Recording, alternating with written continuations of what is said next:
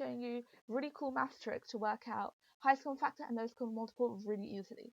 So let's say you've got a question to work out the highest common factor of 18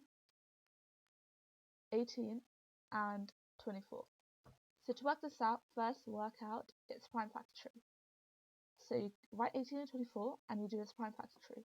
So 18 would be 2 times 9 and you circle its prime factor, which is 2. 9 would be 3 times 3 and you just circle its prime factors because 3 and 3 are both prime factors. It's just the normal procedure of working out its prime factor tree. Then you do the same for 24. So for 24 you do 2 times 12 and you see that 2 is a prime factor, so you circle that. And you do 12 is not a prime factor, it's not a prime, so prime number, so you just work out it's 2 numbers that go into it, so it would be 4 and 3. 3 is a prime number, so you can circle that, but 4 is not, because you can continue multiplying that by 2 times 2, so those are its 2 factors, and 2 and 2 are both prime numbers. After you've done that, you write it out like this, so you say 18 will equal to 2 times 3 times 3. Then you say 24 is 2 times 2 times 2 times 3. It's just its prime numbers in order over here.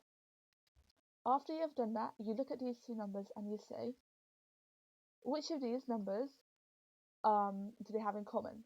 So between 18 and 24, they both have the number 2 in common. Let me just get a new colour. There we go. So between these two numbers, they have 2 in common because it has a 2 over here and a 2 over here. And then you look again and you say, oh, is there a 3 that could go together? Yes, there is.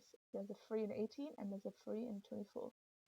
After you've done that, you work out, you look at it and you say, is there another number that they have in common? And then now they don't, because there's only a 3 over here, but there are no 3s over here remaining. There are two 2s over here, but there are no more 2s remaining over there. So after you've done that, you just say, highest common factor would be 2 over here. You just count it as 1 now. You don't count it as 2 separate 2s, just 1 2 now, multiplied by 1 set of 3. And you multiply that together and you work out that the highest common factor is 6.